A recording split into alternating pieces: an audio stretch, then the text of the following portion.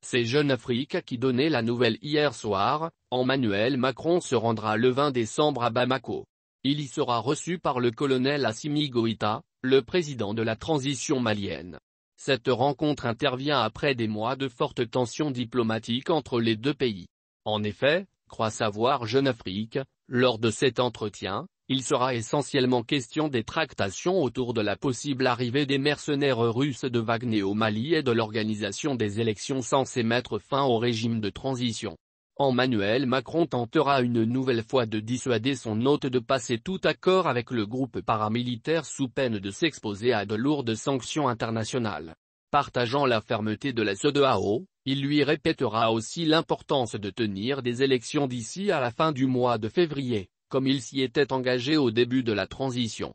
Lors d'un sommet à Abuja, le 12 décembre dernier, les chefs d'État ouest-africains avaient annoncé qu'ils décideraient de nouvelles sanctions si rien n'était fait en ce sens d'ici au mois de janvier. L'annonce en a surpris plus d'un, s'exclame Malikile. Il n'est un secret pour personne que le courant ne passe pas entre les deux hommes. Il ne s'agit ni d'une visite officielle ni à plus forte raison d'une visite d'État, relève le site. Formellement, Emmanuel Macron est en route pour Gao pour partager un dîner de Noël avec les troupes françaises encore basées dans cette localité. Bamako ne serait donc qu'une escale? Ou le dîner de Noël ne serait qu'un prétexte pour maquiller la forte nécessité de rencontre entre les deux hommes?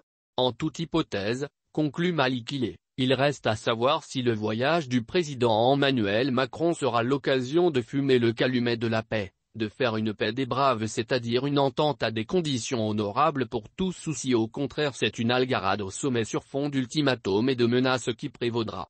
On saura lundi. Coup de poker? L'incroyable voyage d'Emmanuel Macron au Mali, s'exclame pour sa part le site Mondial Afrique repris par Maligé. Pourquoi ce voyage? S'interroge-t-il. Il s'agit clairement pour le président français de retarder à l'arraché l'arrivée des mercenaires russes à Bamako, du moins jusqu'à la fin de la campagne présidentielle. Des images de sécuritaires maliens et russes au cœur de ce Mali où la France, à grands frais, a envoyé des milliers de soldats français, serait une totale humiliation pour les dirigeants français. Emmanuel Macron tente un coup de poker, comme il aime le faire dans le domaine international. Il n'est pas certain qu'il remporte la mise, estime Mondial Afrique, tant un sentiment anti-français tenace s'est développé au sein d'une opinion publique malienne qui pourrait bien se manifester durant ce voyage. Vers un gentleman agrément? Justement, que va chercher Jupiter dans cette galère? S'interroge en écho le quotidien aujourd'hui à Ouagadougou. Réponse, Emmanuel Macron devrait essayer de ramener les putschistes à la raison, notamment sur l'organisation des élections, malgré la défiance et le fait qu'un ressort s'est cassé entre la France et le Mali. Et le quotidien burkinabé de s'interroger, Jupiter et Goïta sont-ils condamnés à s'entendre, ou à trouver un gentleman agrément? Le Mali et la France, bien qu'il y ait mille raisons d'un divorce, seront-ils forcés de faire taire leurs divergences? En tout cas, on peut dire que le Mali marque un petit point par rapport à la France, car après la tempête politico-diplomatique, c'est bien Macron qui va chez Goïta, ce dernier jusque-là jugé infréquentable par Paris. Mais cette courte échelle, il ne faudrait pas en abuser, conclut aujourd'hui, le Mali et le Sahel ne sont pas dans une bonne posture sur de nombreux plans, à commencer par la sécurité. Or qu'aucun dise la France demeure un allié précieux. Enfin, Le Monde Afrique publie une longue enquête sur le mode opératoire de la milice russe Wagner en Afrique.